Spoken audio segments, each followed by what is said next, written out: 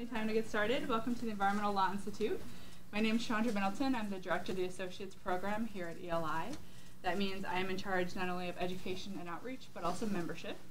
If you'd like to know a little bit more about our nonpartisan environmental think tank, please visit our website at eli.org. So today's event is one of our summer school series, which is co-sponsored by the DC Bar's Environment, Energy, and Natural Resources section, so thank you to them. And today's is Clean Air Practice. I'd like to introduce Ryan Bickmore, who's an associate at Hogan Lovells here in Washington, D.C. His private practice focuses on environmental and litigation matters, and oddly enough, issues involving the Clean Air Act, including new source review permitting, regulation of greenhouse gases from light-duty vehicles, and heavy-duty engine certification. So with that, thank you very much, Ryan. Thank you, Chandra, for the introduction. And thank you all for coming today. I know it's pretty bad weather, so this shows that you're very interested in the Clean Air Act. I browsed through the list of attendees, and I noticed that there's a lot of people from EPA, both in attendance and on the phone, so I've decided not to say anything bad about EPA today. EPA can do no wrong, in my opinion. Let's start with this basic principle, and it's that it's impossible to teach you everything there is to know about the Clean Air Act in 1 hour and 45 minutes. In fact, it's probably impossible to do it within 4 days. The Clean Air Act has 6 titles. It's got about 15,000 pages worth of regulations in the CFR. Got cases interpreting that, guidance. It just can't be done. To give you an idea of how big the Clean Air Act is and how much it regulates, just about 2 months ago, I attended a 4-day seminar exclusively on new source review, which is one program within Title I of the Clean Air Act. And even that felt hurried. We spent about 2.5 days just talking about applicability. Does new source review apply to me? Do I need to get a permit? And then we spent about 1.5 days talking about all the substantive requirements and kind of just skirted through them. So instead of trying to teach you everything about the Clean Air Act and starting at Section 101 and getting as far as we can, that's not a good idea for 3 reasons. First of all, we wouldn't get very far. Secondly, the definitions for the Clean Air Act don't even occur until Title III, so we wouldn't even know what we're talking about. And third, it wouldn't be any fun. What we're going to do is first talk a little bit about air pollution. What is it that we're trying to regulate it? Where does it come from? What effects does it have on humans? And then we'll go a little bit into how we go about cleaning up the air. And the lecture was created by Patrick Traylor, who's a partner at Hogan Lovells. He's historically given this lecture. He's done, I don't know how many years he gave it, quite a few. He's handed over the reins to me this year. He planned on being in attendance, but unfortunately, an urgent client matter, he had to go deal with that today. And before we get in, just please ask as many questions as you have. You know, you're obviously very interested in the Clean Air Act. That's why you're here today. This works better as a dialogue. So as we go through these slides, if you have questions, please ask them. It'll make it more fun for you. It's certainly more fun for me. So we'll jump in. Next slide. All right, so we're going to talk about the 1970 amendments to the Clean Air Act, which established a basic framework for what we now know as the Clean Air Act. What was going on in that time that led Congress to enact these amendments? Well, in the 1960s, there was this killer smog that was in New York, in London, and it was killing hundreds of people. So you imagine you go on the news and they talk about there's a hot summer day and 12 people died from smog. So it was really on the public consciousness, and Congress wanted to do something about it. And so they enacted the 1970 amendments to the Clean Air Act, which established the framework for what we have today. And in that, they identified 5 criteria pollutants that they were particularly concerned with from a human health and public welfare perspective. So let's talk about those pollutants first.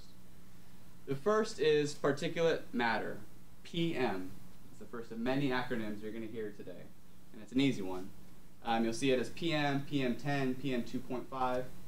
That's all particulate matter. That just refers to the size. The smaller the number, the smaller the microns, the smaller the particulate. And incidentally, the worse for your health. Next slide. So what are the sources of PM? Well, it comes from the inefficient, incomplete combustion of carbonaceous fuels. I'll say that again. It comes from the incomplete combustion of carbonaceous fuels. So what you see here is a forest fire. The trees, of course, have carbon in it. It's not a fossil fuel, but it has carbon. And when carbon is exposed to oxygen and heat, it begins to oxidize and combust. Well, if you have a low temperature fire, like a forest fire or a campfire, a lot of that fuel is going to be unburned, right? And it's going to fly up into flue gases up into the atmosphere as unburned like pieces of fuel. And what you might see as smoke is actually particulate matter flying up into the air. Next slide. It also can occur from high temperature combustion processes. So this is a coal-fired power plant stack, right? And if you combust coal without PM controls, you're going to get a lot of ash, soot, smoke. So what you see here coming out of the stack is actually unburned coal. So PM takes a lot of different forms, so the principal notion that you should take away with you today is that it's unburned fuel flying up into the atmosphere because of inefficient combustion processes. I'm going to reintroduce a concept to you that you probably remember from chemistry, and that's stoichiometric chemistry, combustion. The goal of stoichiometric combustion is that you have three products from the combustion process, right? You have heat, energy, you have water, and you have CO2. So if you have stoichiometric combustion, perfect combustion, you have two byproducts, water and CO2. That's the goal for any engineer, is to get to stoichiometric combustion. It's very difficult to do that, though, especially at a place like a coal-fired power plant. So when you have non-stoichiometric combustion, that's when you get things like PM coming out into the air. Next slide. What are some of the environmental effects of PM? Well, you've all seen this. You've got this regional haze, and that's created from PM. I was in Denver this past week, and there's a fire in Laramie County. It's actually still going on. It's very, very sad. And the winds, I live in Boulder, which is about an hour south of it, and the wind was blowing north to south, and I woke up in the morning, I could hardly see the foothills from Boulder because it's this smokiness coming down from the fire. That's unburned hydrocarbons getting put up into the air, PM, and it's coming down and creating this haziness. So we've all seen that. That's one of the effects of PM. Next slide. Health effects. Well, it causes lung tissue damage. It can also increase your exposure to very bad chemicals. Things like mercury and selenium absorb onto these small dust particles, and then you breathe them into your lungs. And as I mentioned, the smaller the particle, the further it'll go into your lungs, and it's very bad for you. And when you have chemicals like mercury and stuff, it can cause cancer and all sorts of bad things. So that's why we're trying to regulate PM. Next slide. All right, so we're on to our next criteria pollutant, carbon monoxide. Well, what are the sources of carbon monoxide? Again, the inefficient combustion of carbonaceous fuel, non-stoichiometric combustion. So you have here an example of an old Volkswagen van. These vehicles are extremely inefficient. They're getting a lot better today, but vehicles are not good at combusting, turning fuel into locomotive force. Arnold Wrightsey was a professor at George Washington University, former professor at George Washington University. Has written a lot of publications on air pollution law, including for ELI. Used to describe cars as their primary function is air pollution with the side effect of moving a car around. They're just not good at converting fuel into force. If you think about it, let's go back to our combustion. So you have C, right? And the goal of it is to get fully oxidized and be turned into CO2. Well, it's not fully oxidized and just gets one O, so it's CO. And that's how we're creating carbon monoxide. Well, what are the health effects? Next slide, please. It'll kill you. Hopefully that's enough to convince you that it's a bad air pollutant. What happens is your hemoglobin, your blood cells, go to your lungs to pick up oxygen, O2, and confused, they pick up the CO instead. And your blood cells actually can't get rid of the CO. And so two things happen as a result. First, your tissue doesn't get the oxygen it needs because the blood cells can't go and deliver the oxygen. And secondly, your blood cells are useless because they can't get rid of the CO, so it can actually poison you. So it's not like you can breathe a bunch of carbon monoxide and get flu and run outside and get some fresh air and be okay. If you breathe enough carbon monoxide, it'll kill you. You're cooked. In terms of environmental effects, it'll also affect anything else that has hemoglobin. But impacts onto plants and trees, there's not many concerns there. Moving on to our next criteria. We're going to do two criteria pollutants at once for this slide here. First, I'll pause for any questions. I know I'm going a little quick here. Any questions about either carbon monoxide or PM? Great. All right. The two criteria pollutants we're going to deal with next are nitrogen dioxide, NO2, and ozone. So what are the sources of NO2? Well, oddly enough, it is the stoichiometric combustion, high temperature, high efficient combustion of carbonaceous fuels. And this kind of gives you an example of an unintended consequence that you see a lot in air pollution law. So we're trying to get rid of all the PM and the CO out of these vehicles because of inefficient combustion. We have a very efficient high temperature combustion process, and we end up creating a lot of NOx, right? So here's a picture of my Ferrari. Took a picture of it this morning. And these are very efficient vehicles, right? They're very good, better than old Volkswagens at converting fuel into energy. But when you have the high temperature process, you're creating NOx as a result. Well, why are we creating NOx, right? So this is burning a lot of atmospheric air. And atmospheric air is made up of some 78% molecular nitrogen, N2. Well, at high enough temperatures, the bond between the nitrogen breaks, right? And so those N's are highly reactive and like to combust. So then they oxidize. They'll form NO2 in the combustion process, also form NO, NO3, NO4, and all those species of oxides of nitrogen are referred to as NOx. So the X is a variable. But Congress was principally concerned with NO2, which is what they listed as a criteria pollutant. What are some of the environmental effects? Smog.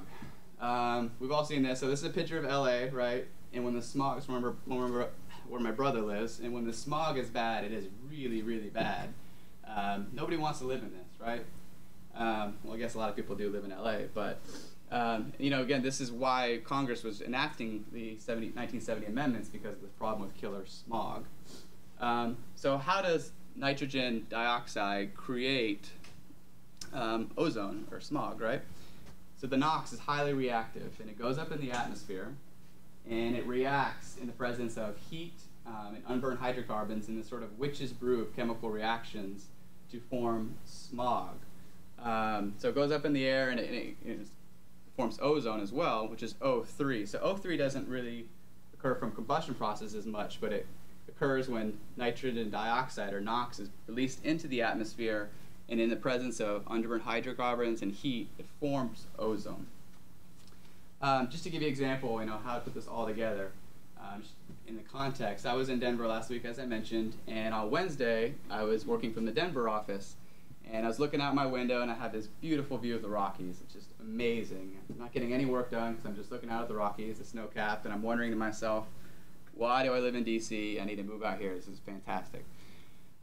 Driving home, and I see a sign on the side of the road that says, "Warning, ozone alert day tomorrow. Please consider using public transportation." I considered it for a couple of seconds, decided not to. So the next day, I drive in. It's really hot, and I get to my office, and I look out the window. Can't even see the mountains. Looks like I'm in the Omaha office. No offense to anyone that's from Omaha. And that's because there's a bunch of smog that was created, right? It was very hot that day, and so all this nitrogen dioxide is being released into the atmosphere, interacting with unburned hydrocarbons and heat to create smog. And so that's why they were recommending, please take public transportation. They're trying to reduce the number of NOx and the amount of NOx in the atmosphere. That just gives you a chance to put it all into context, right? Next slide. So what are the environmental effects? Well, it's very bad for you. Ozone will actually oxidize your lung tissue. If you breathe too much ozone, it'll burn. You're not actually being burned, but it'll actually feel like it's burning your lung tissue, and so it exacerbates asthma, cardiovascular disease. A lot of the same problems you have with PM, you have with ozone as well. This is why they have ozone alert days, right? So I don't think it's an ozone alert day today because it's raining, but if you have an orange ozone alert, what that means is for the general population, it's safe to breathe, but if you have a particular sensitivity, for instance, if you're a child or elderly or you have asthma, you probably should avoid going outside that day because of the presence of ozone in the atmosphere. In terms of environmental effects, I don't think I have another slide on it. It also does the same thing to crops and trees, and so it has a profound impact on the environment as well. Any questions about either of these before we go on to the next criteria? All right, so now we're going to talk about sulfur dioxide. The source of sulfur dioxide is a little bit different than these others. So it's not about the combustion process, but basically it is the combustion of fuels, carbonaceous fuels, which have sulfur or sulfur compounds in them, right? Whether it's stoichiometric or non-stoichiometric. Well, what's the principal source of sulfur? Coal. What you see here is a train carrying coal. Gasoline also has sulfur in it. A lot of it's removed in the refining process, but diesel has it, fuel oil. Pretty much any of the fossil fuels are going to have sulfur in them. And so in the combustion process, you have that sulfur S, right? And it's oxidizing to form SO2. So that's the primary source of SO2. Next slide. What are the environmental effects? Well, like PM, it also creates this haze. So in the, it's just like PM, sorry. SO2 emissions really decrease visibility. So it's not smog you're seeing here, but what you're seeing is haze, and it kind of creates that smudginess off in the horizon. And so visibility in the east is significantly reduced compared to visibility in the west because of SO2 emissions. Next slide. It also creates acid rain. That's the principal environmental effect, right? So you have SO2. It goes up in the atmosphere and interacts with H2O. So SO2 plus H2O equals H2SO4, sulfuric acid. Well, that sulfuric acid is not going to stay up in the atmosphere forever. It's going to come down in the form of acid precipitation, acid rain, acid snow, acid fog. And when it does, it increases the acidity of the water bodies, the lakes, streams, and then the trees and plants take it up, and you can see the effect that acid rain has on the environment. This is a picture of the Great Smoky Mountains National Park. You see the effects that acid rain really has. So that's the principal environmental effect of SO2. Next slide. In terms of health effects, it's not poisonous, so it's not like carbon monoxide, but it also can lead to the formation of particulates, which is what creates the haziness. So it does have some health effects as well. All right, next slide. So Congress, in the 1970 amendments to the Clean Air Act, identified those 5 pollutants as the criteria pollutants, but it also gave EPA the ability to add additional criteria pollutants. And the only one they ever have is lead. And they did this in the 1970s as a result of litigation from NRDC.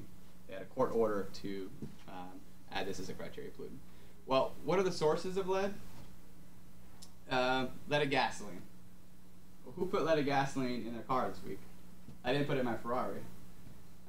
Nobody, right? So the principal mechanism to control lead emissions is to phase out the use of leaded gasoline. Why would you put lead in gasoline, right? It's not there naturally. Well, back in the 1930s, they realized that if they added lead to gasoline, it actually evened out the combustion process and it ran a lot smoother.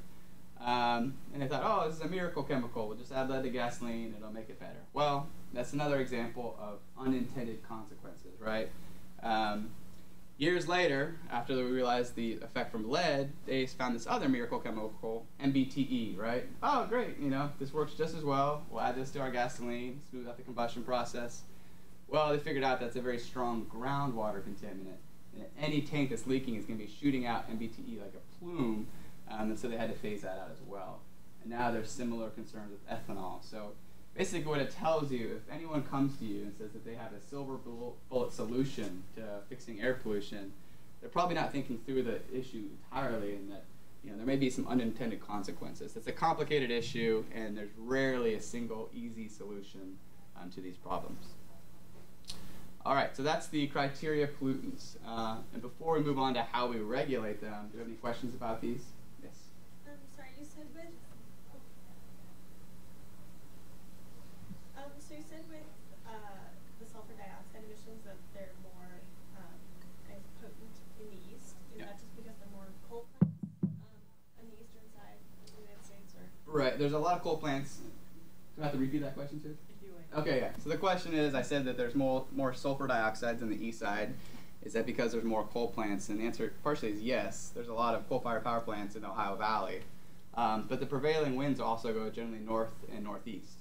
So emissions in Ohio are going to travel all the way out to New Hampshire, which has led to EPA's promulgation of the CrossState Air Pollution rule, which is, we'll talk about in a little bit, but to deal with this cross-state pollution of SO2 and NOx, EPA has to consider the effect of interstate pollution. So that's why it's principally an issue in the Northeast. I think SO2 acidic concentrations in the Northeast are 10 to 30 times higher than they are out west, for that reason. Any other questions? All right, so we identified the criteria pollutants. Let's figure out how we're going to go about cleaning them up. Next slide. Oh, health effects, sorry. Of lead, it'll kill you. There's a reason that we don't have let our kids lick lead paint. It's very bad for you. Don't need to go too much into that. All right, so Congress said for each of these criteria pollutants, EPA needs to set a level to protect the public health and allowing for an adequate margin of safety. So for each criteria pollutant, EPA is going to go in and set a level that is safe for us to breathe. And they can also add an adequate margin of safety. EPA can consider uncertain science, so they don't have to be sure that this level of pollution would impact someone, but they cannot consider costs at all. So if EPA were to decide, well, hey, we think no SO2 emissions, that's the only safe level, it doesn't matter whether or not that would shut down the economy, that's what they have to do. There's no cost at all to consider this. A lot of people are surprised by that. But for these pollutants, EPA said no, and Congress said no, you cannot consider costs. And EPA kind of tried to do that in the 70s, and the courts repeatedly said, no, you can't do it, go back and don't consider costs. Next slide. So the NACs are expressed in a concentration of micrograms per cubic meter, right? So you take a cubic meter of air, and EPA says, how much of that pollutant can I have in the cubic meter of air and still be safe to protect public health and welfare? And they do it on a pollutant by pollutant basis. So they say, all right, how much SO2, how much NOx, how much PM, and they set those standards based on that. There's two standards they have to set, the primary and the secondary NACs.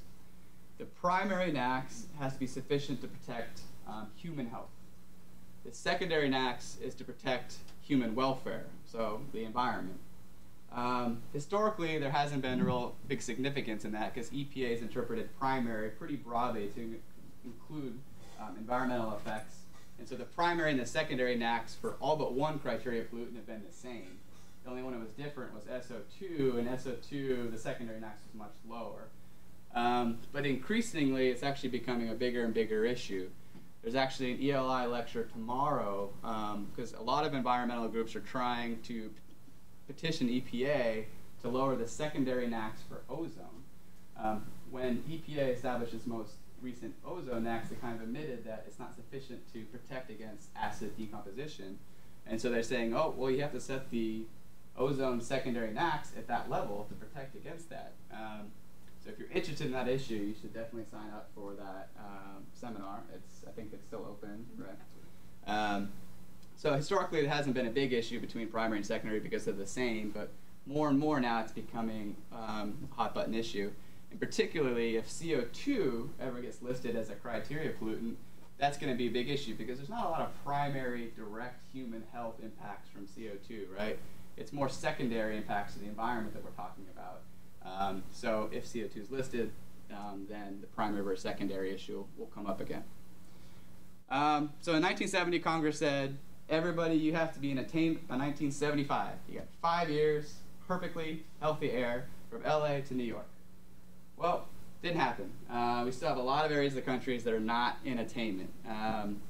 So to be fair, though, EPA keeps lowering the number. It never goes up. The NACs always goes down. So you have areas of the country that used to be in attainment that are no longer in attainment because the NACs was, changed and lowered. So I've been referring to attainment and non-attainment. So basically, you take that cubic meter of air, right? You measure the ambient air in an area, and if it's above that level, it's a non-attainment. It's unhealthy air. If it's below that level, you're in attainment, so it's healthy air. So that's where you get this notion of attainment and non-attainment. And as we'll see in the next few slides, that affects which programs apply to the various areas. And the NACs are supposed to be reviewed every 5 years. because of political realities, it takes much longer to do this. There's a lot of litigation. Pretty much any time an act is promulgated, there's a lawsuit, and they have to get that resolved. And of course, sometimes the lawsuit itself takes more than 5 years. It also relates to political will, right? So during the Bush administration, they kind of let the act slide a little bit. Oh, we don't need to set it. And then during the first term of during the Obama administration, they revisited all the NACs. So political will is also a calculus into whether or not you're revisiting the NACs. And you're basically considering new science. Say, okay, in light of this new science, do we need to lower or change the NACs? So any question about national ambient air quality standards? All right, guess we can move on. All right, so we set the NACs, right? How do we go about achieving them?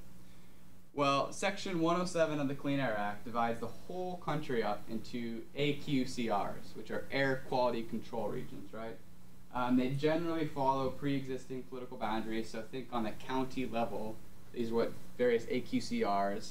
But there's some exceptions to that. For instance, the Washington, D.C. metropolitan AQCR includes Northern Virginia and Southern Maryland, similarly in Philadelphia. But generally, these follow county boundaries.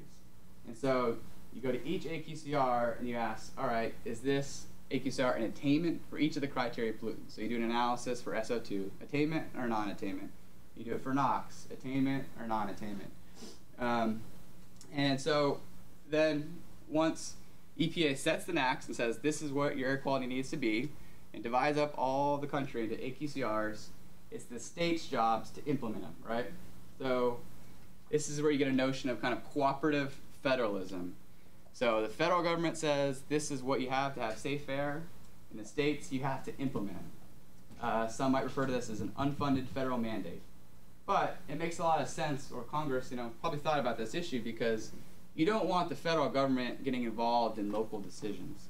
A lot of the time, to meet these NACs, the states are having to shut down some industry. And they don't want the federal government deciding which plants we have to shut down. It's much better to be a local decision. They can decide, well, we like our steel industry, we have workers for that, so we would prefer to keep that. So we'll let the steel mill, we'll permit that, but we'll shut down the chemical factory. So there's a lot of reason and make a lot of sense behind this notion of cooperative federalism in the Clean Air Act. So what the states have to do basically is develop a state implementation plan.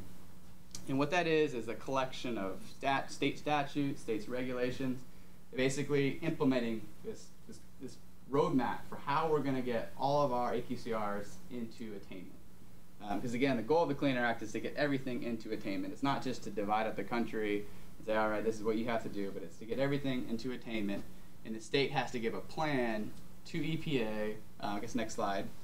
And all these regulations are collected together and given to EPA, and EPA has to either approve it, disapprove it, or you can approve it in part, or create a federal implementation plan. What a federal implementation plan is essentially EPA saying, this isn't enough, so we're just going to go in and administer your air permitting program.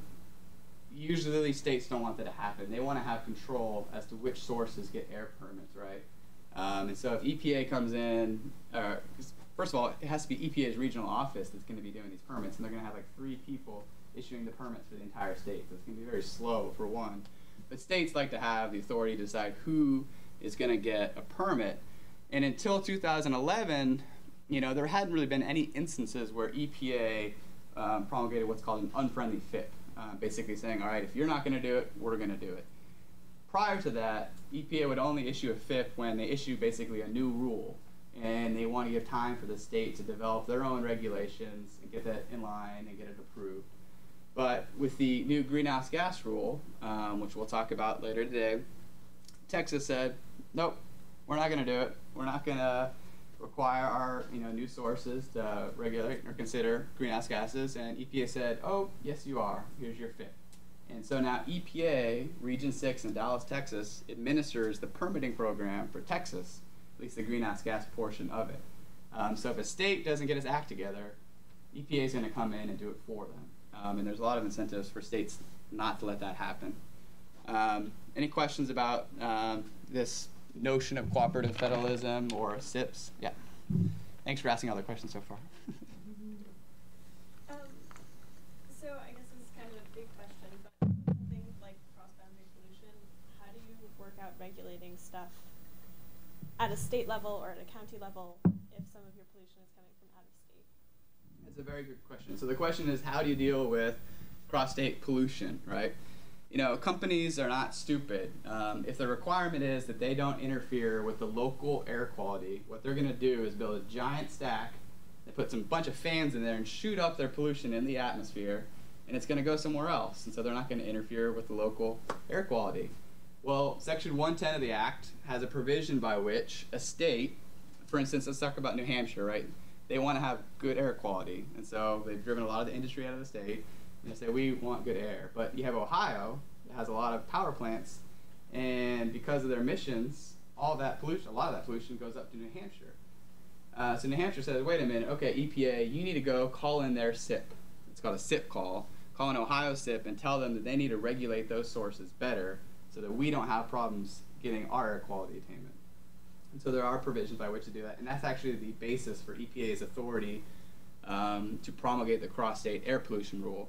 So it's a good neighbor provision that they can regulate interstate pollution, and it is a big issue, particularly with SO2 and NOx. Yep. Can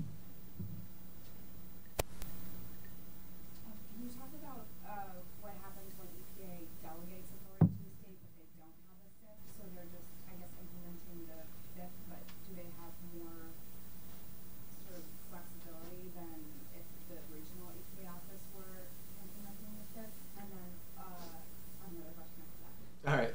So can EPA delegate authority as opposed to have a SIP approval? And yes, they can. So either a state can submit a SIP and get it fully approved, right? EPA approves it. That's called a SIP approved state. And basically then the state is administering the process there. And all challenges to any permits issued by the agency go through the state administrative process. EPA can also delegate to a state the authority to implement the federal program. But there, the state is just really applying all the federal rules. They're not having their own state rules they're applying, but they're just basically implementing the federal program for them. So it's not as, they don't have as much control as they would under a SIP. So that's the difference there. And EPA itself could implement the program as well. So those are the three options. And then just sort of a follow-up question. For a SIP approved state, do all permitting decisions have to be submitted to the EPA for comment and review, or what kind of oversight is there from the EPA for SIP approved states? There's going to be, the question is, for SIP approved states, what kind of oversight is there from EPA? There certainly is oversight. EPA, for Title V permits, which we'll get into, EPA is required to review them, and there's a process by which you can object to it. They're also going to look at PSD permits as well. You want to have EPA's approval, even if you're not required to get it. Particularly when we talk about enforcement options, there's a provision by which EPA can object to a permit. If they see a new PSD permit in a SIP-approved state that they just don't like to, they can say, nope, you're not going to get that permit, even in a SIP-approved state. So even when a state is implementing the program, they'll likely want to get EPA's weigh in as well and support. Any other questions? All right. Next slide. All right, so this, all the requirements for what needs to be in a SIP are in Section 110 of the Clean Air Act. It's very long. We're not going to go through all of it.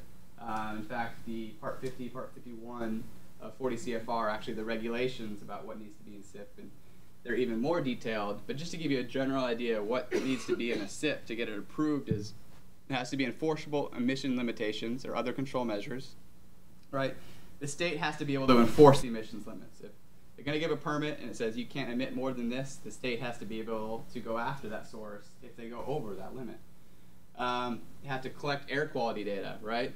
And that's what determines whether or not they're in attainment or non-attainment. So they have monitors all throughout the AQCR, and they have this really complicated formula whereby they average it and spit on a number of what kind of concentration of each pollutant they have in a AQCR. And that's a requirement of a SIP. They have to be able to monitor their air quality to know whether or not there's going to be a NAAQS exceedance or a violation. enforcement provisions, right?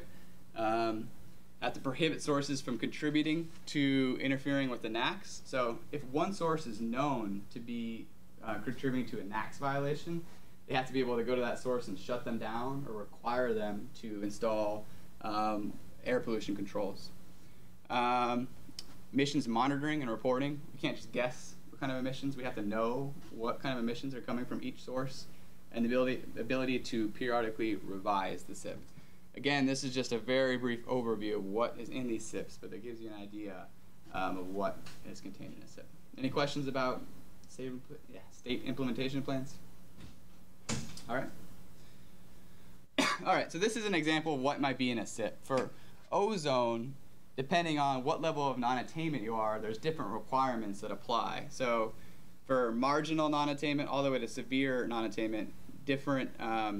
So for marginal non-attainment, you have to have an emission inventory. What are the sources of NOx and ozone? You have to install RACT, reasonable available control technology, all the way down to severe non-attainment and enhanced offsets, reduced vehicle miles traveled. So EPA has to recommend everyone, or the state, please take public transportation.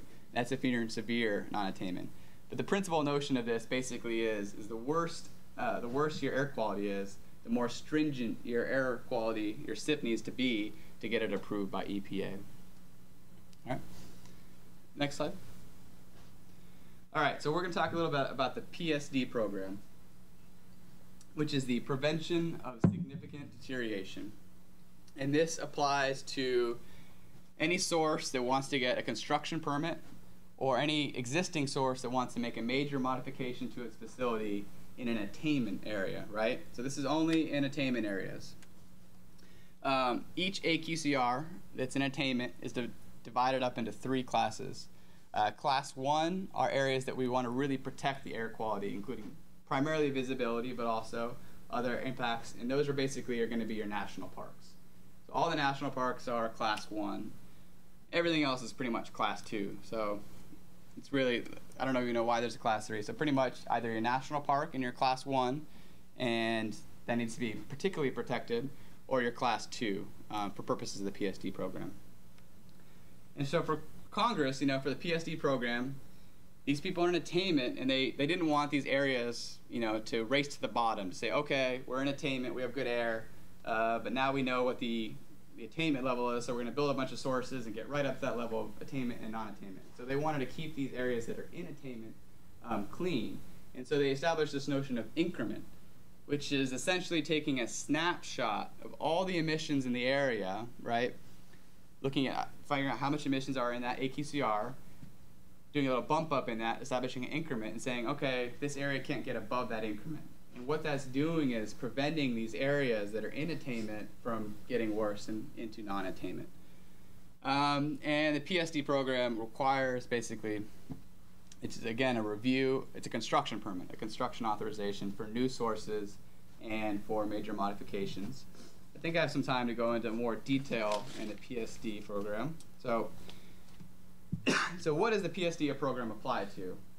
It applies to the construction of new major sources or major modifications to an existing source. Well, what is a new major source?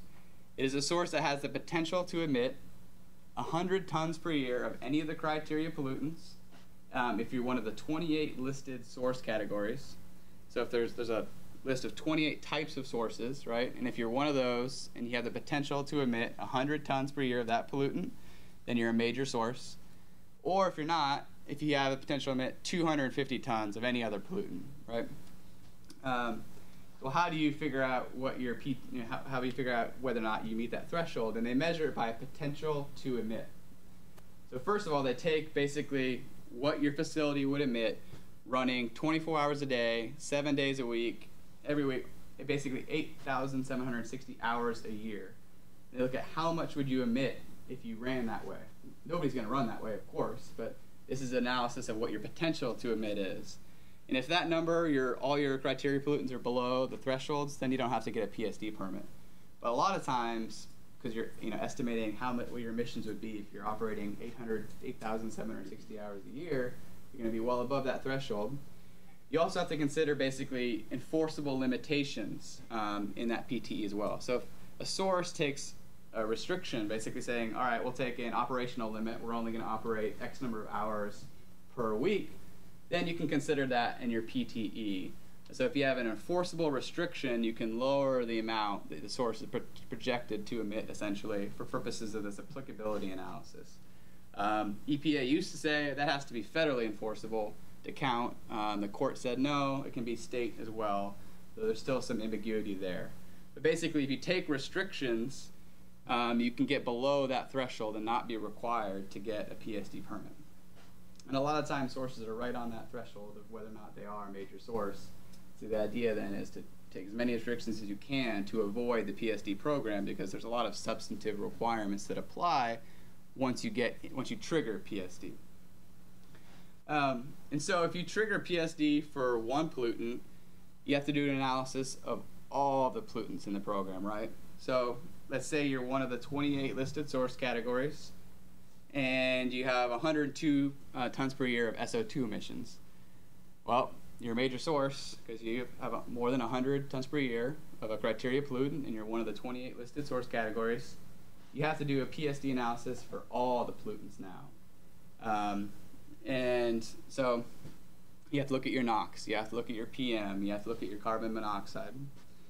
All right, so now we're in the PSD process. What do we have to do? What are the substantive requirements? Well, the biggest one is that you have to install BACT, which is the best available control technology, right? So BACT, determining BACT is a 5-step process. The first thing you have to do is identify all the available control technologies for that type of source. So when these rules first came out, a lot of environmental groups are like, okay, if you're a power plant in Wisconsin and you're proposing to build a power plant to provide electricity, to provide heat, you know, maybe you would have to consider giving everyone a box of sweaters instead, you know, keep them warm, less air pollution, everyone's happy. The court said, no, you don't have to consider that. That's not a reasonable alternative. And they've, you know, again, challenged, and there's a lot of litigation over what do you have to actually consider. And essentially what the rule is, you don't have to redefine the nature of the source, but within that nature, within that type of source, you have to consider all the available control technologies. So in step 1, we take all the technologies, we have them, and we go to step 2, where we can eliminate the technologies that are not technically feasible. Right? So if it's not feasible to install that technology for the source, you don't have to consider it for the rest of the steps. Well, right now, one of the big issues, particularly for GHGs, or only for GHGs, is whether or not carbon capture, storage, and sequestration is feasible for facilities, right? So there's a lot of permits right now, and we'll talk about it in a little bit, but now you have to basically consider greenhouse gases under the PSD program. There's a lot of question right now whether or not it's feasible to sequester carbon into the ground. Now, we have a lot of pilot projects whereby they are sequestering CO2, but we don't know whether or not you can do it on a commercial scale. You know, these sources are creating lots of CO2, and whether or not you can sequester that is a big question. And not only that, the technical aspect of it, can we really put this in the ground? We have another legal aspect of it is, okay, so say you're a source in Wisconsin and you're proposing to build a source, and they're looking at whether or not CCS is feasible for your source. Well, you can't sequester CO2 in Wisconsin, but you could build a pipeline and ship it to Illinois and sequester it there. Does anyone see a problem with requiring a source in Wisconsin to ship all their stuff to Illinois and sequester it there? Well, we don't know if Illinois is even going to give them a permit, right? So this is the Wisconsin Permitting Authority deciding whether or not to give you a permit. And do they really even have the authority, or is it feasible for them to require you to ship all your pollution to another state where you'd have to get a permit there? You don't even know what Illinois is going to decide. And so that's a big issue of whether or not, you know, you can eliminate a technology if there's no, you know, way to sequester CO2 in the state where you live or where you're getting the permit. Any questions about the first 2 steps BACT? All right, we're on to 3, which is to rank all the technologies. Oh, sorry, we're not doing that. I'm kind of talking off the slide for a lot. I do a lot of PSD stuff. So, We're on 3, which is to rank all the control technologies. And so you look at the emissions reductions for each of the technologies, and you decide, which one would reduce it by the most, and just rank them that way. And step 4 is the most important step, really, and that's where you can consider economic costs, right? How much is it going to cost for me to install this technology? And if it's too costly, you can actually eliminate a control technology at this step. So you kind of do a math equation, you decide how much money it's going to cost you to reduce 1 ton of NO2, right? So say, okay, we got this technology and this technology. The second one's going to cost me $50,000 more to reduce NO2. Do I have to do it? Well, it varies from state to state of how much you have to spend to reduce pollution, right? Some states, they have a number basically where they decide, all right, this is how much money we want sources to spend on each pollutant. And some states keep this number close to their chest and they don't reveal it publicly. Some states like California will publish this number, I think Nevada as well, and say, all right, this is how much money. If it's going to cost you more than $50,000 to get this reduction in pollution, you don't have to install it. So if it's not economically feasible, and there's also a very strong argument that carbon capture and sequestration is not economically feasible for a lot of sources, then you can get rid of it and you don't have to install that technology. You go to the next one on the list, right? So you just keep going down until you have a technology that's not going to bankrupt you, and you can install it. And then the step 5 is just select it, basically. Whatever's left, you select. Any questions about BACT? That's basically one of the big substantive requirements of the PSD program. And again, this is in areas of the country that are in attainment with the NACs, which is why you kind of allow the consideration of costs, right? So if you're in non-attainment, a slightly different program applies, and that's called LAIR, which is the lowest achievable emissions rate. And what that is the lowest emissions rate in any state SIP, so basically the lowest prescribed emissions rate, or the best demonstrated technology. So if you're in an area of non-attainment, it makes sense that they're basically going to require you to install the best technology that's out there on your source. And the other major difference with a non-attainment program is you also have to get offsets, right? So these areas of the countries are not in attainment, and the goal of this program, of course, is to get them into attainment. And so if you're going to build a new source in an area that's already not in attainment, you have to get offsets. So for every 1 ton of NO2 that you're going to add to the atmosphere, you have to get a reduction of 1.1 tons from a different source. And it can be 1.2 per 1, 1.1 to 3, 1.4 to 1. The ratio changes depending on the severity of your non-attainment. All right, so any questions about new source review, PSD program, non-attainment? Yeah? You said once triggers that one, you said that once a pollutant is triggered, they have to review all of the pollutants. Yeah. Is this selection criteria, ranking, as the process you described it, also applicable to all of those pollutants, or just the one that triggered? Very good. So you asked, said that basically if you have one pollutant over the threshold, 100 tons per year, 250 tons per year, you have to consider all of those pollutants in your PSD analysis and whether or not you have to do this BACT analysis for each of the pollutants. The answer is no, actually. There's 2 different thresholds.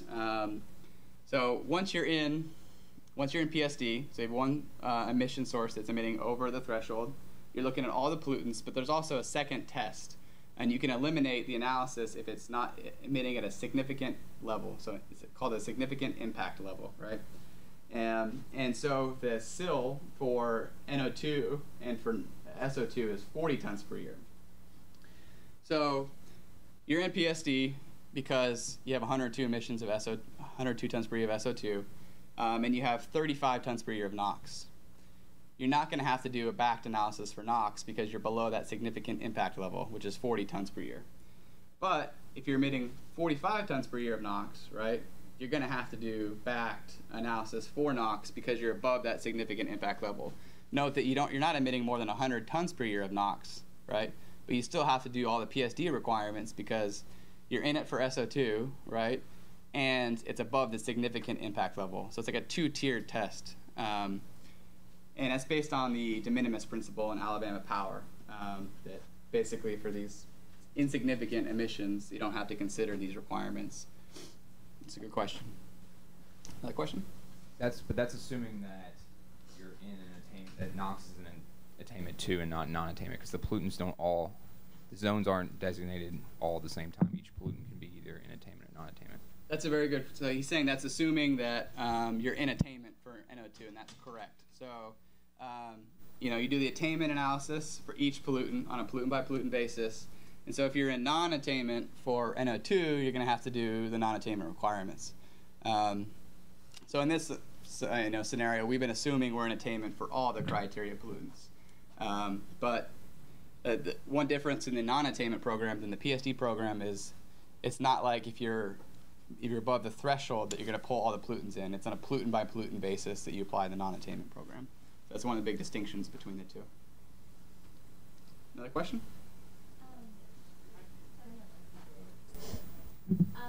Can you speak more on the implementation of this in the previous slide, the PSD and the SIP? Basically, who verifies, I guess, installation or compliance, and what are the penalties? Right, okay. So talking more about implementation, well, these sources have to submit reports, basically, to the permitting agency. So the permitting agency is going to know what's going on with the source, and if they're emitting above their permitted level, then they would be the ones to enforce if they're SIP approved. But importantly, EPA has what's called overfiling authority. So anything that's in a state implementation plan, EPA can also enforce. So say the state enforcement agency has limited resources and they're deciding not to go after a state because they just don't have the resources to do it, EPA can go in and file a lawsuit in federal court to enforce an emissions limitation. Citizens can also do the same thing, private attorneys general. They can pretty much enforce almost all the requirements of the Clean Air Act in a SIP-approved state under the citizen suit provision under Title III. Does that kind of get to your question? Yeah, that clarifies somewhat. Does EPA typically do something like that, or is it just after a lot of fuss is made? Yeah, it may. A lot of times states have big disagreements and food fights with EPA about whether or not they really need to go in and enforce against a source. And so that does happen. Particularly, I think you would see citizen suits. That more, they let the environmental groups like NRDC go in and enforce it for them because they have pretty much the same authority under the citizen suit provision. Any other questions about new source review, SIP, criteria pollutants? All very good questions.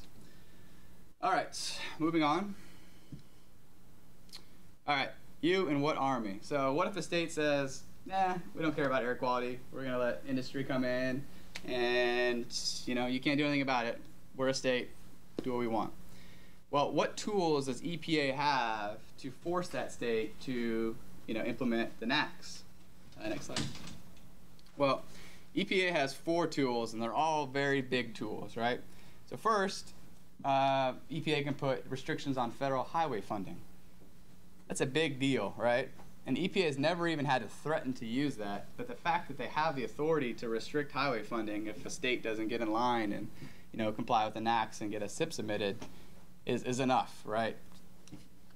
I don't know what would happen if EPA ever threatened that. It would be a very big deal. They didn't do it with Texas when Texas refused to implement the greenhouse gas PSD program. But the very fact that EPA has that in its tool chest is very powerful. So you see here creation of a FIP and federal control of AQCR. So that's what they did with Texas. So in 2011, we're going to talk about greenhouse gases in a little bit because I know that's a big issue on everyone's mind. When greenhouse gases were subject to regulation, right? And Texas said, oh, we're not going to do that. We're not going to have people consider greenhouse gases. EPA said, yep, here you are. Here's your FIP. We're going to administer the permitting program for your state. So any source that wants a PSD permit, it's going to have to go through us. So the EPA can basically take control of the state's permitting program. They can have increased offsets. So as I mentioned in the non-attainment program, if you're going to have a new source, they require them to get offsets. So if you're going to be increasing, NOx, you have to get a 1.1 to 1 ratio reduction of that NOx. Well, EPA can say, well, no, let's make it 2 to 1.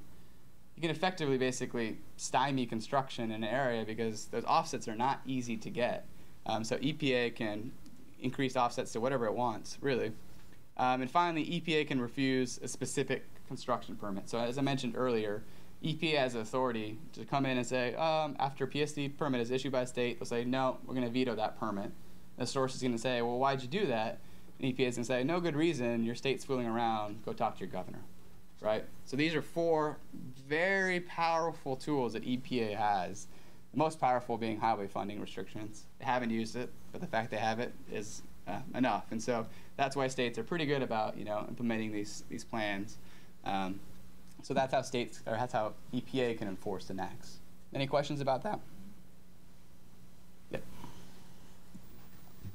So I know that Congress could come in and say, if EPA threatened federal highway funding restrictions, Congress could come in and say, no, actually, we're going to strip that from EPA. You can't actually do that. Does Congress have power over any of these other aspects of enforcement? Or how that might play out? I mean, I guess they could always amend the Clean Air Act, right? But no, I don't think so. That's a good question. So her question was, Congress can go in and veto a highway funding restriction because DOT is pretty much primarily in charge of that. But for the rest of these, I don't think there's any inherent veto power in the way it's structured now. Congress certainly didn't do anything about taking over Texas's greenhouse gas PSD program. All right. Moving on. Let's see what I have on time here. Good. All right, so a review of air quality planning. This is Title I, what we've been talking about. Section 108 of the Clean Air Act is to list all the criteria pollutants. Congress identified the 5 criteria pollutants they are particularly concerned with and gave EPA the authority to add additional pollutants, the only one ever being lead, but there's a lot of movement now, or there's petitions to add CO2 to that list of criteria pollutants. We'd have to go through the whole process. We talk about air quality planning for CO2 if that ever happens. Significant implications.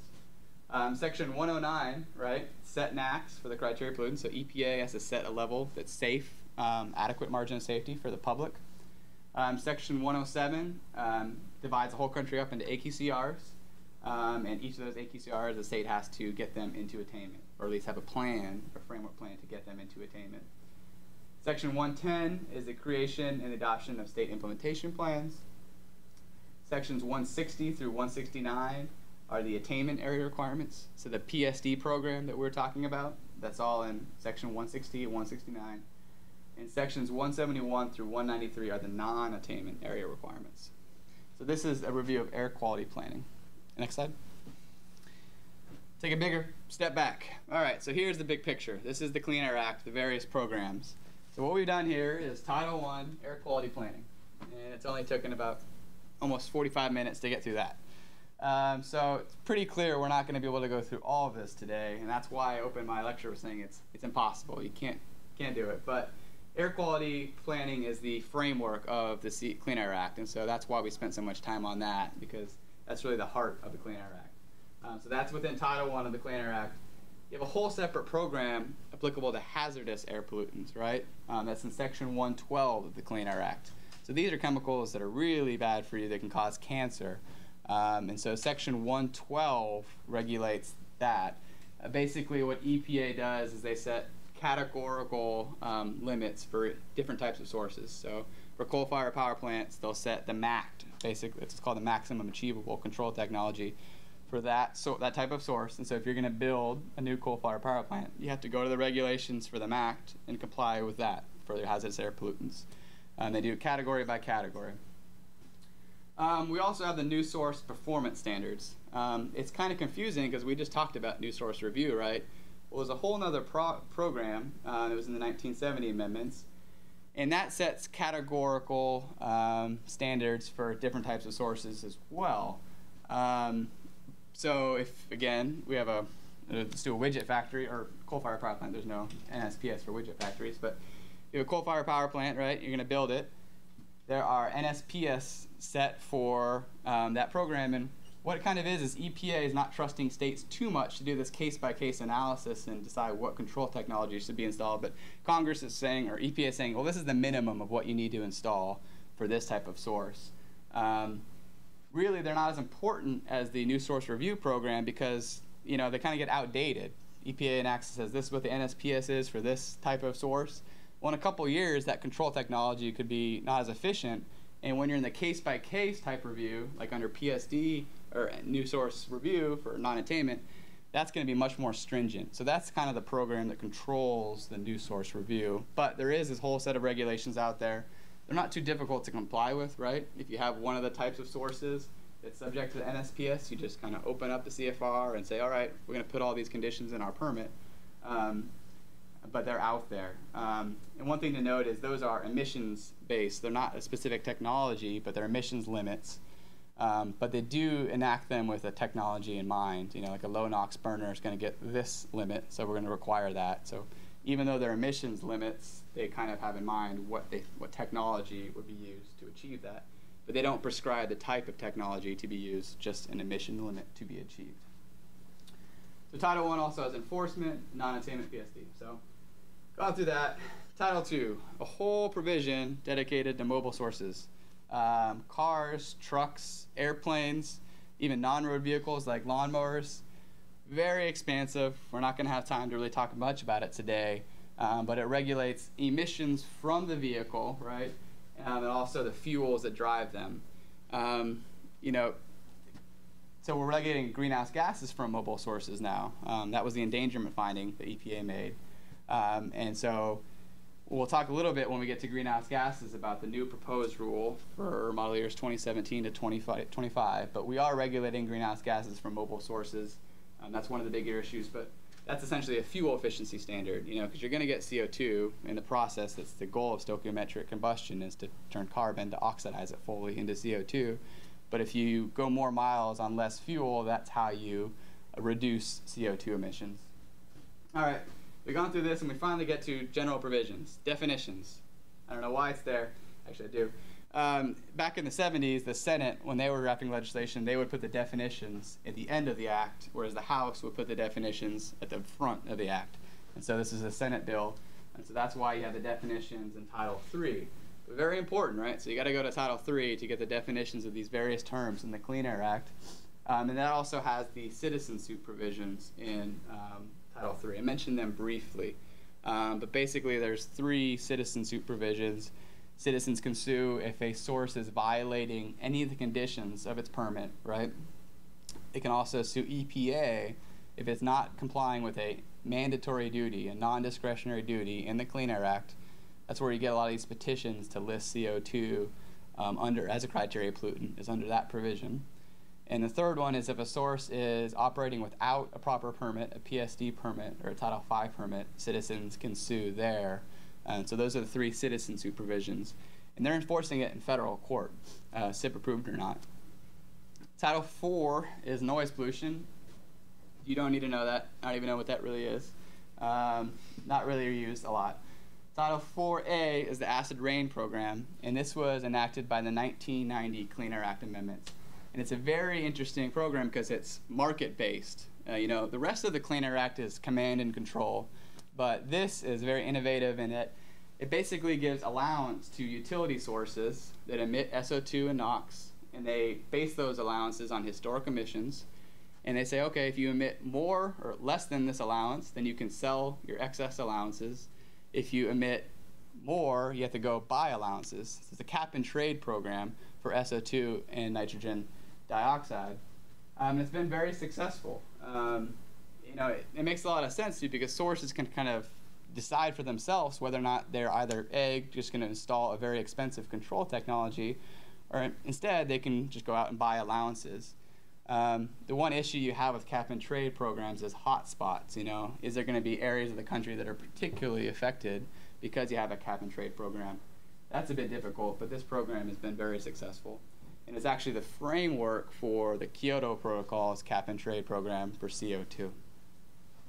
Title V, operating permits. So this is also added in the 1990 amendments to the Clean Air Act. Before then, a source could have a number of different permits, right? And sometimes they're inconsistent permits, PSD permit, a hazardous air pollutant permit, and there was no single source where you could go and look at what the emissions limit for that source were. Well, the goal of Title V is to basically put all of those emissions limits into a single permit that one person can view and say and figure out, you know, what applies to that source. very ambitious goal. It hasn't been implemented as effectively. A lot of the problems are these permits sometimes can be 1,400 pages long because basically a permitting agency will just copy and paste the particular regulation and put it in the permit. So the intent behind this was a simple, easy to read list of all the emissions limitations, but I guess states are trying to keep their enforcement options open, so they just put everything in there. And not only that, your old permits, which sometimes can be inconsistent, continue to apply. So some problems with Title V, but the goal, again, was to have everything in a single permit to be enforced. And Title VI is the stratospheric ozone protection. What that's doing is basically eliminating CFCs or other ozone-depleting substances. This is implementing the Montreal Protocol, very similar to that, but it also has more stringent interim limitations, reductions. And basically, stratospheric ozone is good, ground level ozone is bad, but that implements the Kyoto Protocol and eliminates CFCs. Very quick overview of the Clean Air Act, I know, but do you guys have any questions about any of these various programs? All right, let's move on. All right. So in here is a case study that we have. Patrick uses this primarily for boot camp, which I think ELI is putting on again right this fall.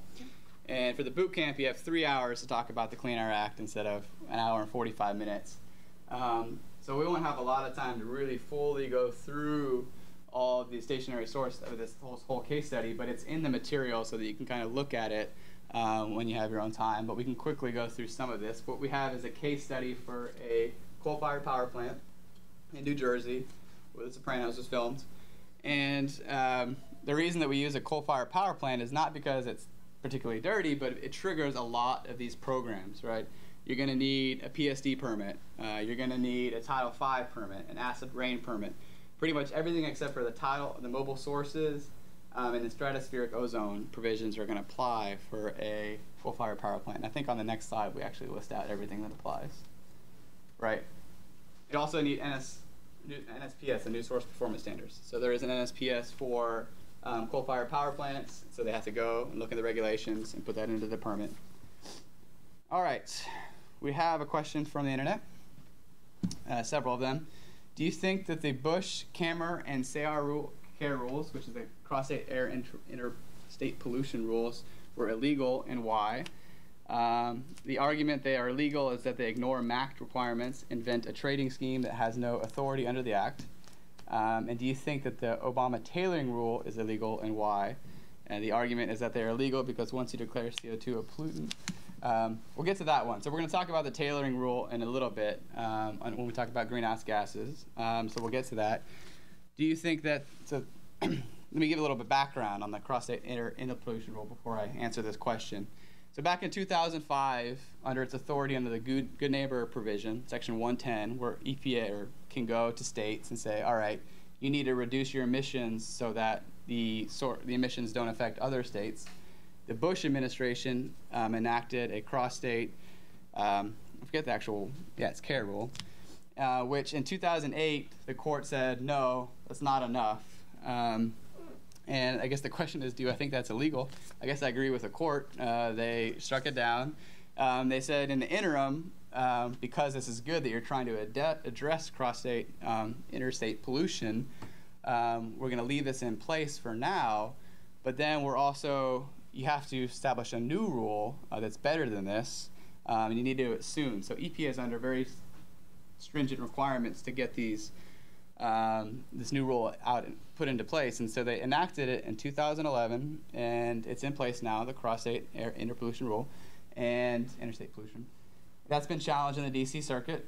They heard oral arguments in April, and there should be a decision soon. I don't think it's illegal. EPA has authority under Section 110 to require states to reduce their emissions to reduce impacts on other states. So I think that will be upheld, but we'll find out pretty soon whether or not that will be. So, and we'll address the tailoring rule here in a moment. There's significant problems with the tailoring rule, basically because it kind of ignores the language of the Clean Air Act. So thank you for the question from the internet. So we have new source review. So a new coal-fired power plant is going to have to get a PSD permit if it's in an attainment area, or a non-attainment permit if it's not. It's going to emit HAPs, primarily mercury, so you have to deal with the hazardous air pollution rule. It's going to have to get a Title V permit, right? And finally, it's going to have to get an acid rain program. That's going to apply. So we'll just go quickly through these. We don't need to actually talk about them. The next slide. So this is talking about NSPS. Next slide. PSD. So you can go through this on your own time and look at some of what you would have to do for this case study to get a permit for this source. We'll keep on going. We'll go to greenhouse gases so I can answer this other question. One more. One more. One more. All right. Regulation of greenhouse gases. I'm sure a lot of you, thought one of the reasons you might have come in today is to talk about CO2 regulation, because that's one of the big issues under the Clean Air Act right now. So next slide. So let's start with the fiscal year 2008 Consolidated Appropriations Act. Well, why are we talking about that? We're talking about regulation of greenhouse gas under the Clean Air Act. Well, in 2008, Congress knew that EPA was eventually going to have to regulate greenhouse gases. And so they required sources in certain categories, there's 38 categories, that emit more than 25,000 metric tons per year of CO2e to report their greenhouse gas emissions. So this applies to suppliers of fossil fuels, manufacturers of vehicles, fluorinated GHG emitters. And so in 2011, these sources now have to report their greenhouse gas emissions. And this is just, knowing that we're going to have to regulate it soon. We want to get an idea of how much CO2 emissions are coming from these various sources. Next slide. So we have Massachusetts v. EPA, which is a the big granddaddy of them all, court decision regarding CO2, and it came in 2007. And the background behind the case essentially was in successive administrations for EPA, there were varied opinions on whether or not EPA had the authority to regulate CO2 under the Clean Air Act, right? So under the Clinton administration, we have a memo saying, yeah, we do think that CO2 emissions are within the scope of EPA's authority. But then in the Bush administration, they said, no, we don't think we do. And so Massachusetts and a group of environmental groups said, we've had enough, and they sued over it, right? And it ultimately led to this decision from the Supreme Court, which had a few key findings, and those are, first, greenhouse gases are an air pollutant under Section 302G. That's the definition section, right? And that EPA has to decide whether or not greenhouse gases cause or contribute to air pollution, which may reasonably be anticipated to endanger public health or welfare.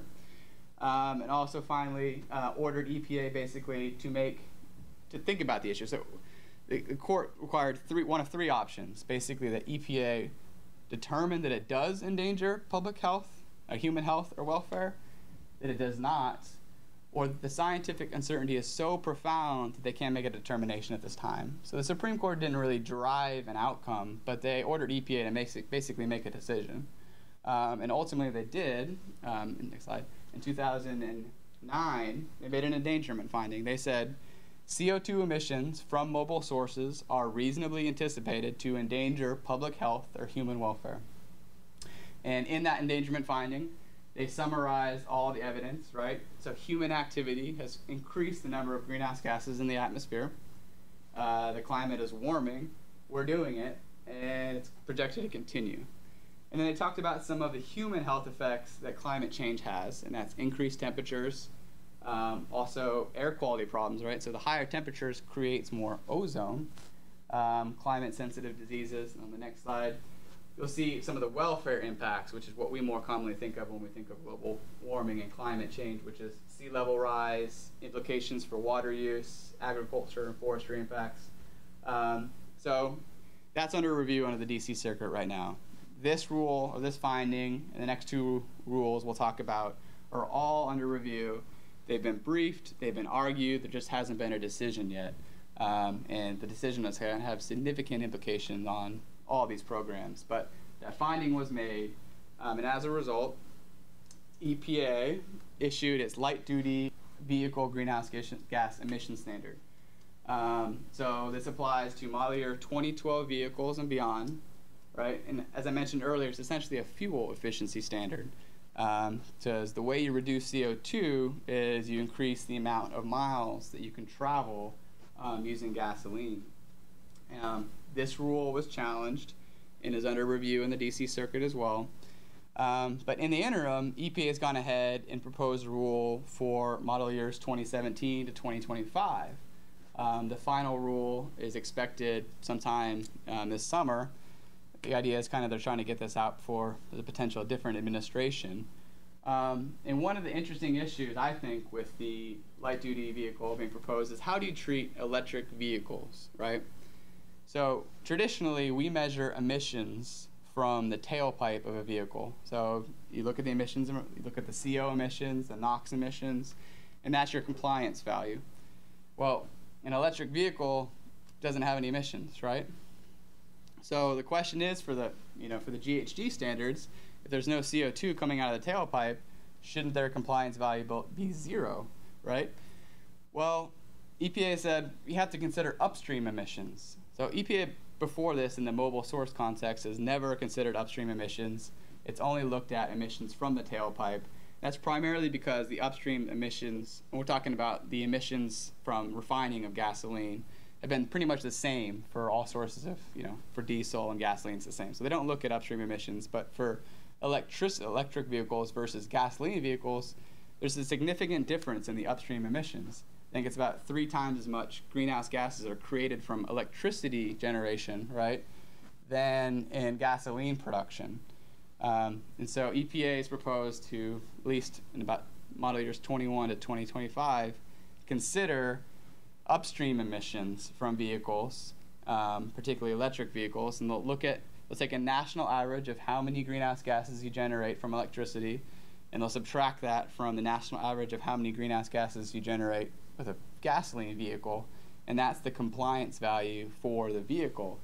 And so that's one of the big issues with mobile sources right now and the application of the greenhouse gas rule to them.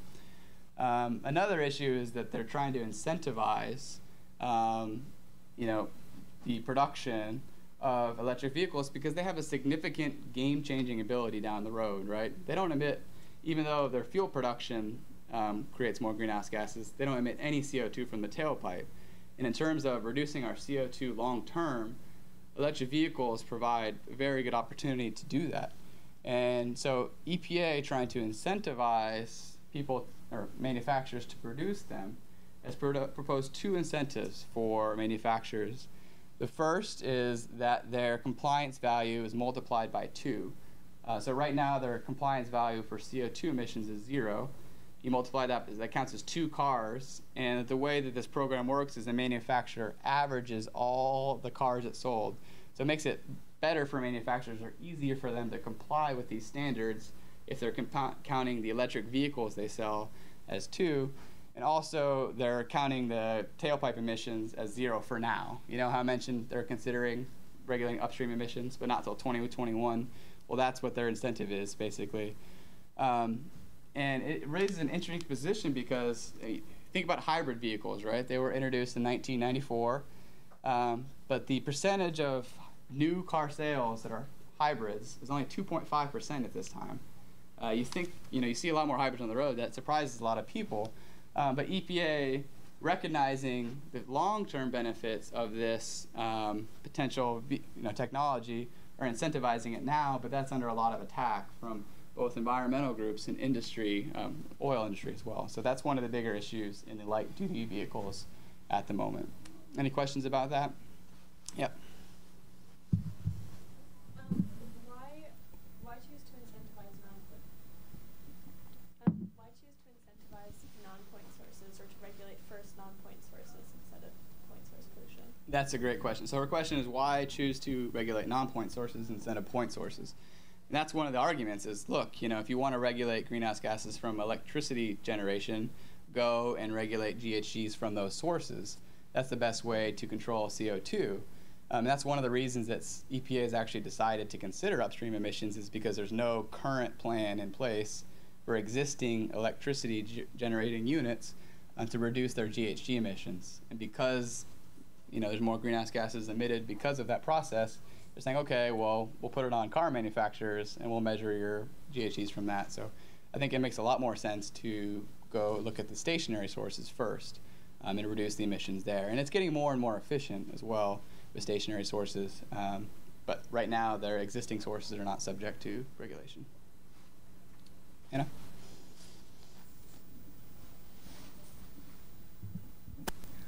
Can you talk a little bit about how regulating greenhouse gases fits under the NAAQS sort of formula? I mean, it seems like given that there's such globally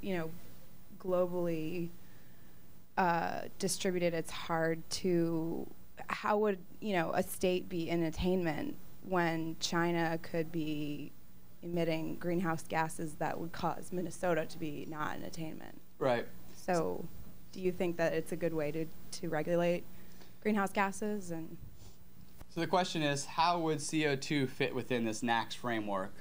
Unlike the other pollutants, CO2 is in the same concentration in the atmosphere no matter where it is. And so the whole country would either be in attainment or non-attainment. I mean, that's one big issue with regulating CO2 as a criteria pollutant. I don't think anyone really thinks that the Clean Air Act as it's currently structured is a good vehicle to regulate GHGs. For that reason, there's no really one program that could appropriately address it. And you'll see in a moment when we talk about PSD program, which I guess we'll move into now, the problems with regulating GHG under that program. So there are significant problems with regulating it as a criteria pollutant, though there's petitions to do that. I think the best way to do it is to get a congressional fix, really. New legislation addressing greenhouse gases would be the best way to approach it. Any other questions? All right, so let's talk about regulating GHGs on a PSD program, which we'll go and answer this question I've received. All right, so subject to regulation rule.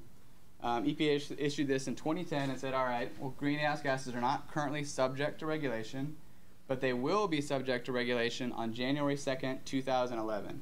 And that's the date that the motor vehicle rule came into effect, right?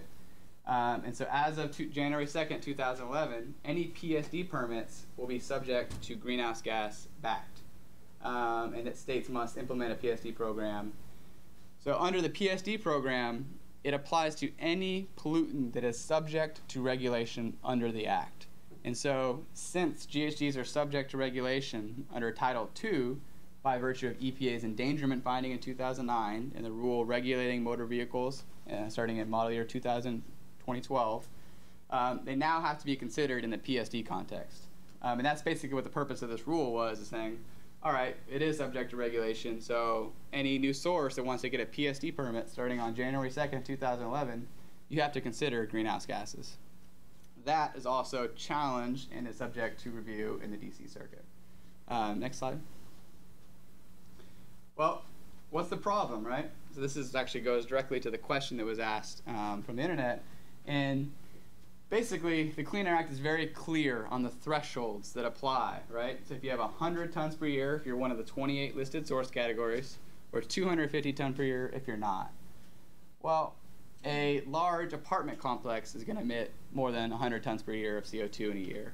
Dunkin' Donuts is likely going to emit more than 100 tons of CO2 per year by filing up their donut vats and using natural gas. So, EPA said, well, this is kind of absurd. If we regulated under that amount, right, we'd have Title V sources increase from 15,000 to 6 million sources would require a Title V permit because they also have similar thresholds. Under the PSD program, it would increase from 300 to 40,000 per year. A PSD permit is not an easy thing to get. You have to have technical consultants, you have to have engineers, you have to have lawyers, and that would put a lot of people out of business, really, if all those sources, like Dunkin' Donuts, would have to get a PSD permit to operate. And so EPA figured, all right, well, they considered this and realized that this would be kind of an absurd result, and out of administrative necessity, created the tailoring rule. And so they said, we're going to implement this in phases. In the first phase, which is from January 2011 to June 2011, any source that is going to emit more than 75,000 tons of CO2e and otherwise is subject to PSD, so say they're emitting 102 tons per year of SO2, has to consider greenhouse gases. So basically, if you're already subject to PSD anyway and you're going to emit more than that, and CO2e, then you have to apply back to greenhouse gases. Phase 2, they increase the number of sources. Basically, any source that's going to emit more than 100,000 tons per year of CO2e, or any modification which is going to result in a net increase of 75,000 tons per year. In phase 3, considered permanent exclusion of small sources. So they're actually going to consider not even applying this to small sources.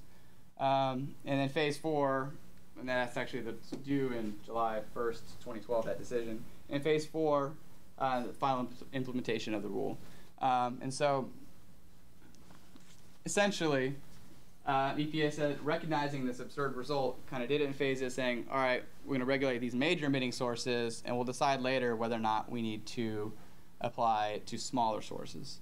Makes a lot of sense. It's putting some reason into this program, but the statute is very clear. The statute says if you're emitting a pollutant that's subject to regulation above 100 tons per year, if you're one of the 28 listed source categories, or above 250 if you're not, you got to apply PSD. And so that's what's subject to review in the DC Circuit right now. And that's probably going to get thrown out because it's very inconsistent with the language of the statute.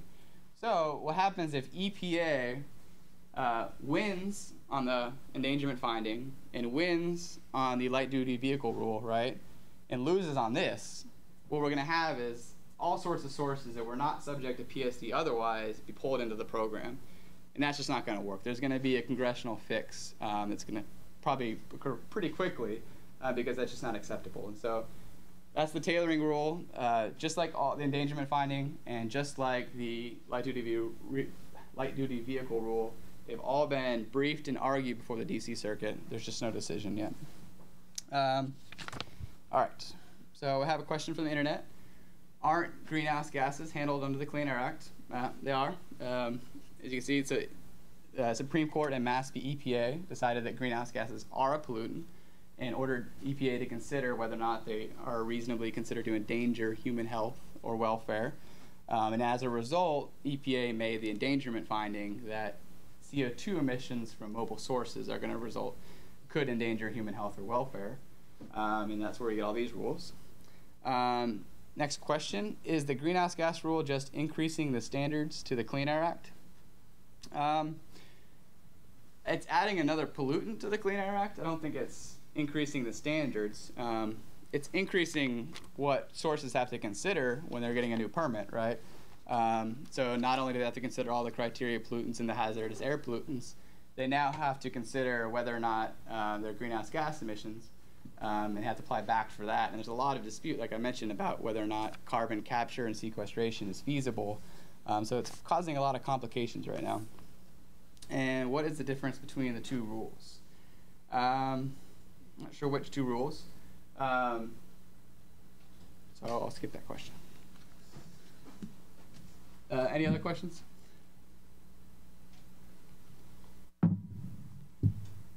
I think I might be able to let them out a little early then. Okay. Yeah. No, I have a question in the back. When do you expect the decisions to be coming out? Well, for the CrossState Air Pollution rule, because that is under expedited time frame and under expedited briefing, that should be pretty soon. So that maybe the July. For the other rules, they're all part of the same argument. Who knows? Hopefully soon. I mean, they've been argued and briefed for a while now, but it's anybody's guess, really. Another question? Sorry, one more question. Going back to the gas requirements, can you talk a little bit about the second requirement? Like what is feasible? I mean, it's not, that step doesn't consider costs, but can you just go into that a little bit more? Right. So that's back to the back, right? The five-step process, and the second step is whether or not the technology is feasible. It's whether or not you can really apply this type of technology to this source. And so it doesn't consider costs at all in that stage. It's just literally, can it be applied to this source? And not only is there a technical component of it, as I mentioned previously, there is a legal component of it too. So if you're a source in Wisconsin and you are emitting a lot of greenhouse gases, and you're being told or that you could possibly put all those greenhouse gases in a pipe, ship it to Illinois, and inject it there for sequestration, It's arguably not technically feasible to do that because you'd have to get a permit from the Illinois Permitting Authority. So there's two components of the technical feasibility analysis. One, can I actually install this onto my source? And two, there's kind of a legal aspect to it as well. All right, but one more question. What are the major arguments against like the endangerment finding? The endangerment finding, or just the tailoring and the tailoring rule? I guess because I mean, aren't they? Oh, in the tailpipe rule. Yeah, sorry, yeah, the tailpipe. And endangerment finding. I mean, I think it's a scientific, so the question was, what are the major arguments against the endangerment finding and the tailpipe rule? The endangerment finding, it's really challenging the science. You know, was EPA correct in determining that CO2 is reasonably anticipated to endanger human health or public welfare? I mean, that's a scientific decision. For the light-duty vehicle rule, I'm not so sure because all the manufacturers signed on to it. It was basically as a result of agreement between the car manufacturers and the White House. I'm not sure the specific arguments that have been raised there, probably very highly technical arguments, but there's no big argument there. I think, I don't want to predict, I think that's likely to be upheld. All right, yeah, one more. Can you talk about maybe some of the unintended consequences that would result from measuring emissions of an electric vehicle by going upstream? Well, one of the big, so the question is, can you talk about some of the unintended consequences of measuring the emissions, upstream emissions from an electric vehicle?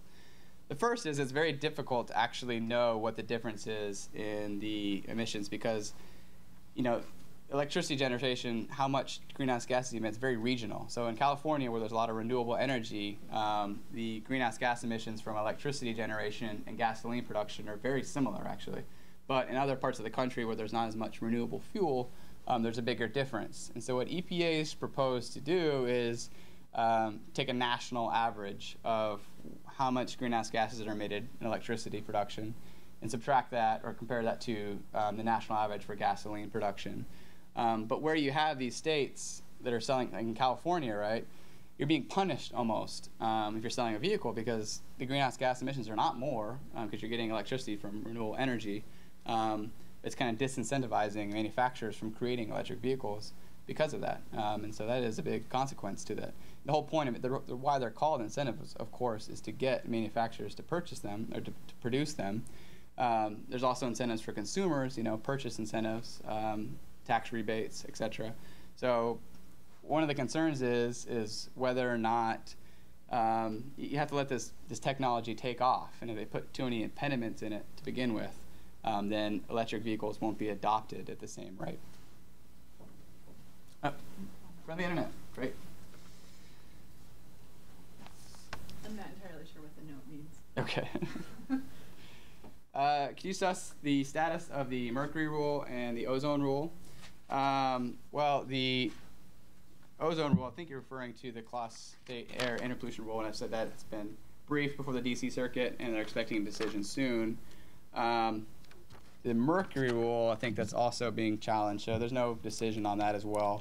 That's the mercury MACT for, I believe, I'm not sure which one he's referring to. I think it's probably from power utility generation. There's a lot of controversy there because it's very expensive to control mercury emissions from electric utility or power generation.